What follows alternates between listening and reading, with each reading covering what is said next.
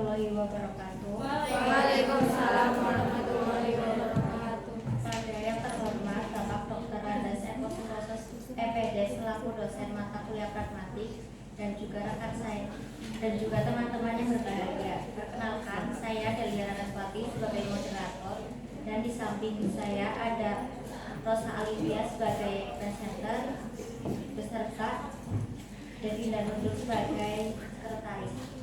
Baik, untuk mempersingkat waktu, maka dipersilakan untuk presenter memulai presentasi. Baik, terima kasih atas waktunya. Bismillah, saya Assalamualaikum warahmatullahi wabarakatuh. Waalaikumsalam warahmatullahi wabarakatuh. Sebelumnya perkenalkan, nama saya Rosa Alivia dari kelas 3B. Di sini saya akan mempresentasikan materi terkait dengan pragmatik.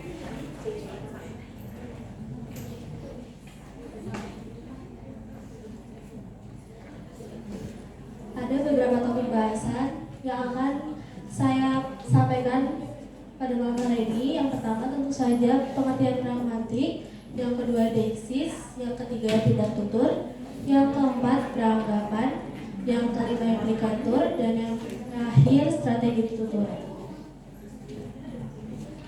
Next.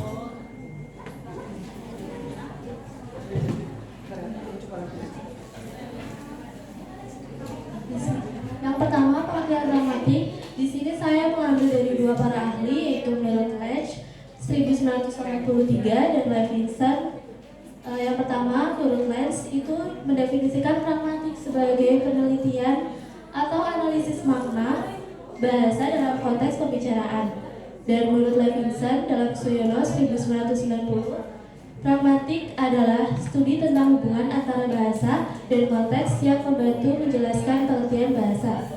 Dengan kata lain, untuk memahami pemakaian bahasa, kita harus memahami konteks yang mewadahi pemakaian bahasa tersebut.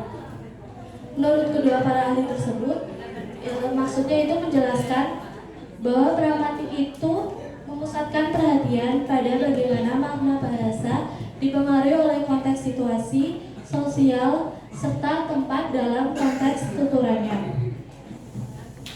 Next. Kesimpulannya, pragmatik adalah suatu ilmu yang mempelajari makna, tanda, bahasa verbal, maupun preferensial sebuah tuturan yang dituturkan oleh penutur sesuai konteks waktu, situasi, dan tempat yang dimaksud.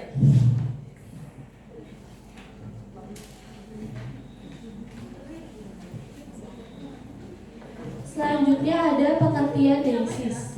Di sini menurut Linus menyatakan bahwa deiksis itu dapat didefinisikan sebagai di luar tuturan, di mana fokusnya adalah pembicara dan bukan bahasa itu sendiri. Maksudnya deiksis ini mengarah kepada bagaimana cara pembicara menggunakan bahasa untuk merujuk pada sebuah objek, orang, maupun tempat dalam konteks tuturannya, sehingga arti kata di luar tuturan berarti bahwa deiksis ini berkaitan dengan konteks eksternal yang melibatkan penutur dan bukan struktur bahasa itu sendiri. Next.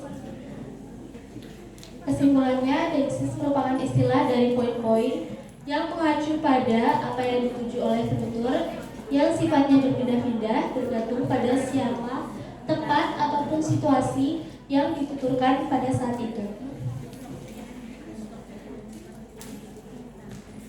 Selanjutnya ada pengertian tindak tutur. Di sini saya juga mengambil dari dua para ahli, yaitu Nurul J. Sudarma dan Krida Laksana. Menurut J. Sudarma, tindak tutur atau tindak ujar adalah tindakan yang melibatkan penggunaan bahasa. Sedangkan menurut Krida Laksana, tindak tutur adalah pengujaran kalimat untuk menyatakan pembicara kepada pendengar. Dalam intinya, J. Sudarma ini menekankan bahwa tindak tutur melibatkan tindakan yang terjadi melalui penggunaan bahasa, sedangkan Krida Laksana itu lebih menyoroti aspek komunikatif, di mana tindak tutur adalah cara orang untuk menggunakan kalimat untuk menyampaikan pesan atau maksud kepada pembicara lain. Kesimpulannya, tindak tutur itu adalah kajian teori yang mengkaji makna bahasa yang didasarkan pada hubungan tuturan dengan tindakan yang dilakukan oleh penutur kepada mitra tuturannya dalam berkomunikasi. Selanjutnya ada pengertian peranggapan. Di sini menurut Levinson dalam nada 2009, peranggapan itu mencakup makna semua latar belakang, asumsi yang dapat membuat ungkapan, teori atau tindakan, dan tuturan masuk akal. Dalam istilah lain, peranggapan dapat didefinisikan sebagai inferensi atau asumsi. Dengan kata lain, ketika kita berkomunikasi, itu kita kadang membuat asumsi atau inferensi tertentu yang kadang itu tidak ada dalam sebuah percakapan. Jadi peranggapan itu sejumlah asumsi yang kita buat dalam proses berkomunikasi untuk mengisi informasi yang tidak dinyatakan dengan jelas dalam berkomunikasi. Kesimpulannya, peranggapan merupakan dasar penyimpulan mengenai konteks dan penggunaan bahasa yang membuat kalimat atau ungkapan memiliki makna bagi penerima dan sebaliknya dapat membantu pembicara menentukan bahasa yang akan dipakai untuk membawakan pesan apa yang akan dimaksud. Selanjutnya ada pengertian implikatur. Di sini menurut Gazar itu menyebutkan implikatur merupakan proposisi yang tersirat melalui ungkapan kalimat dalam sebuah konteks. Meskipun demikian, proposisi itu bukan bagian dari entitlement tentang apa yang benar-benar dikatakan. Jadi maksudnya implikatur itu tidak selalu berkaitan dengan apa yang secara langsung kita katakan, tetapi merupakan informasi tambahan yang dapat dipahami dari konteks atau cara ungkapan tersebut dalam berkomunikasi. Kesimpulannya, implikatur merupakan inti atau sesuatu maksud yang terkandung dalam ungkapan yang tidak dinyatakan secara langsung atau dalam bentuk tersirat. Yang terakhir ada pengertian strategi tutur. Di sini saya mengambil dari Brown dan Levinson itu menyebutkan ada 5 dasar strategi tutur. Yang pertama itu bertutur secara terus terang tanpa basa-basi. Itu menggunakan strategi komunikasi yang jujur dan tegas tanpa basa-basi dan tidak berbelit-belit. Contohnya seperti memberikan sebuah perintah. Itu langsung secara tegas dan tanpa basa-basi. Selanjutnya yang kedua, bertutur secara terus terang plus kesantunan positif. Strategi itu masih menggunakan komunikasi yang jujur, tetapi ditambah dengan basa-basi atau ungkapan positif yang bertujuan untuk menjaga hubungan positif dengan lawan bicara atau pendengar. Yang ketiga, bertutur secara terus terang plus kesantunan negatif. Dalam strategi ini, komunikasi tetap dilakukan dengan jujur, tetapi pembicara menggunakan basa-basi atau kata-kata seperti candaan kepada lawan bicara guna untuk menghindari konflik atau ketegangan kepada pendengarnya. Selanjutnya ada bertutur secara samar-samar atau tidak transparan. Strategi ini tuh lebih samar atau tidak langsung, di mana pesan yang utama itu tidak diungkapkan secara jelas. Ini biasa digunakan untuk menyampaikan pesan yang sensitif maupun sulit dikatakan secara lisan. Yang terakhir itu bertutur di dalam hati atau diam. Strategi ini melibatkan ketidakbicaraan sebagai bentuk komunikasi. Kadang-kadang diam atau tidak bicara itu dapat menjadi sebuah bentuk komunikasi sebagai cara untuk menyampaikan pesan atau dapat menghindari konflik. Kesimpulannya, strategi tutur merupakan suatu teknik bertutur kata dengan cara yang menarik sehingga dapat menarik perhatian lawan bicara maupun pendengarnya. Baik, sekian presentasi dari saya, kurang lebihnya mohon maaf. Wassalamualaikum warahmatullahi wabarakatuh.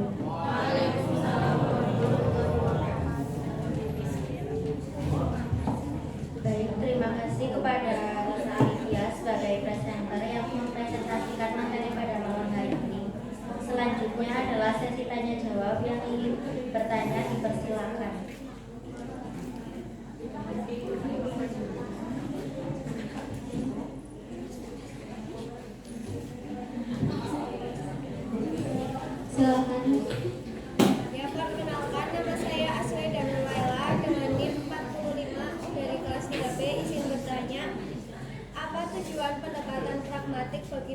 membaca.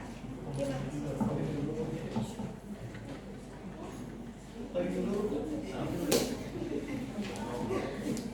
Selanjutnya, Akbar. Sekarang saya harus lagi dengan ayat 12 dari kelas 5A. Itu bertanya, apa sih yang membedakan dari kajian semantik dengan pragmatik? Terima kasih.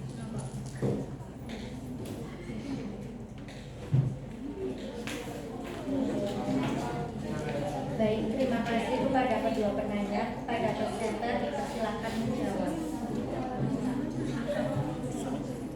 Izin menjawab pertanyaan dari Mbak Asweda, yaitu apa tujuan pendekatan pragmatik bagi pembaca? Pendekatan pragmatik itu tujuannya untuk melihat karya sastra sebagai media, juga untuk menyampaikan tujuan tertentu kepada pembaca. Tujuan tersebut dapat berupa tujuan yang berkaitan dengan pendidikan, moral, politik, agama, ataupun tujuan yang lain.